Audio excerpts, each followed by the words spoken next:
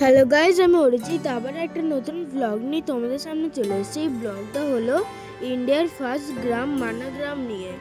এই ভিডিওর মধ্যে সব ডিটেলস দেবো তোমাদের আমি। যারা বদ্রীনাথ ঘুরতে আসবে তারা ওখান থেকে গাড়ি করে 11 মিনিট নিয়ে তোমরা মানাগ্রাম যেতে পারো। বদ্রীনাথ থেকে মানাগ্রামের ডিস্টেন্স হলো 4 কিলোমিটার।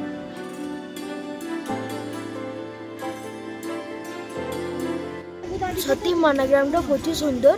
এখানে প্রত্যেক ঘরের মধ্যে ডিজাইন করা আছে, নাহলে কিছু আর্ট অ্যান্ড ক্রাফট করা আছে। আর এখানে আমরা এখানে আপেল গাছ দেখতে পেয়েছি। আর এখানে কত কি গাছ আছে সেটা আমরাও চিনি না, দেখে বুঝতেই পারছি না আরো গাছ আছে।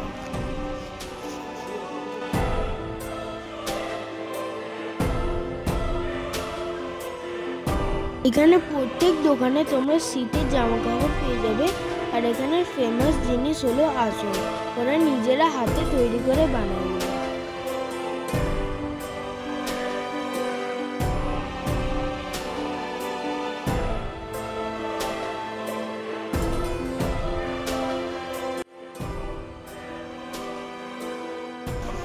আমি এখন এখানে গণেশ মন্দিরে এসেছি, চলো তোমাদের মন্দিরটা দেখাই।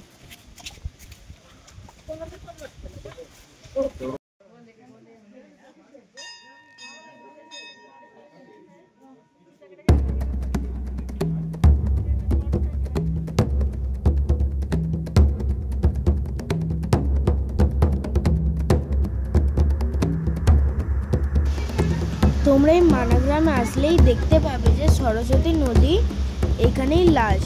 যখন গণেশ ঠাকুর মহাভারত লিখছিল তখন এইখানে সরস্বতী নদীর সাউন্ডে গণেশ ঠাকুরের লিখতে অসুবিধা হচ্ছিল। ওর জন্য গণেশ ঠাকুর অভিশাপ দিয়েছে যে সরস্বতী নদী নাকি এখান থেকে পাতালে চলে যাবে।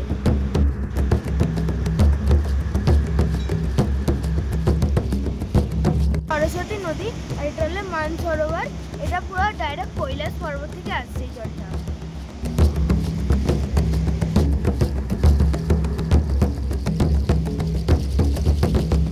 মন্দিরটা দেখায়। আর আমরা একটা পুলের মধ্যে দাঁড়িয়ে আছি, সেই পুলটাকে বলা হয় ভীম। এই পুলটায় পাথর ফেলে তৈরি করেছিল, ওর জন্য এই পুলটার নাম ভীম।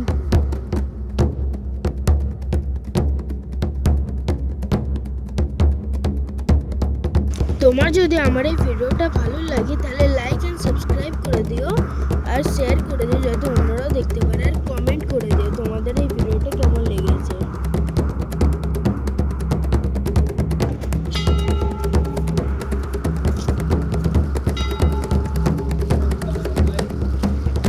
এটা হলো স্বর্গের দুয়ার।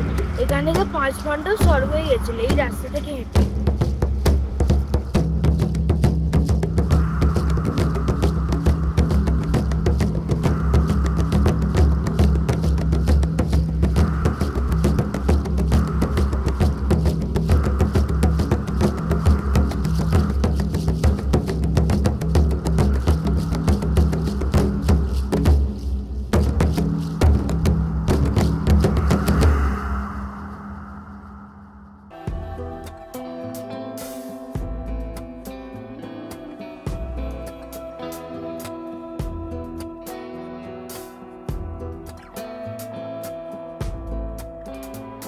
এখান থেকে তোমরা বাসে তাহলেও যেতে পারো। এখান থেকে 4-5 ঘন্টার ট্রেকিং।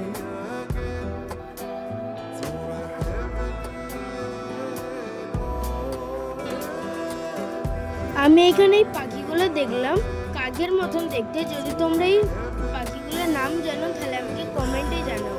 এইগুলোর ঠোঁটগুলো দেখো হলুদ হয়ে